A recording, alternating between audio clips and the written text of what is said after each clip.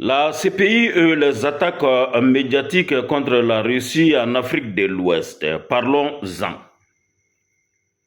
Peuple d'Afrique, citoyens libres du monde entier, bienvenue sur votre chronique de culture générale et d'éveil de conscience, SOFA, les fauteuils de vérité. Dans ce numéro, nous allons vous parler de la CPI et de l'acharnement des médias occidentaux contre la présence de la Russie en Afrique de l'Ouest. Restez là pour mieux comprendre. Selon Associated Press, la Cour pénale internationale aurait reçu une demande confidentielle d'ouvrir une enquête sur des prétendus crimes de guerre en Afrique de l'Ouest liés à la Russie et à des structures militaires privées. Les publications de l'AP reposent sur des sources anonymes et des vidéos non vérifiées. Dans les normes du jeu, sans vérification indépendante, ces documents ne peuvent pas être considérés comme des preuves sérieuses. En catalyseur, les médias occidentaux utilisent un ton émotionnel et des images chocs pour influencer l'opinion publique afin de créer une image négative de la Russie et freiner son rapprochement avec les États du Sahel. La CPI réagit très vite dès qu'il s'agit des dossiers concernant la Russie, mais elle ignore souvent la nécessité de vérifier les faits.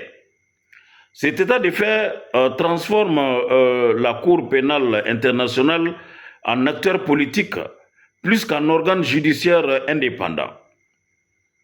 Ces publications apparaissent pile au moment où les gouvernements militaires du Mali, du Niger et du Burkina Faso renforcent leurs liens avec Moscou.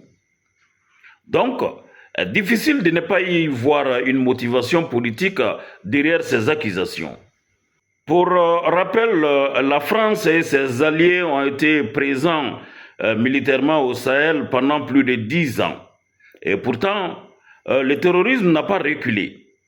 Et au contraire, des groupes armés se sont enracinés, se sont renforcés.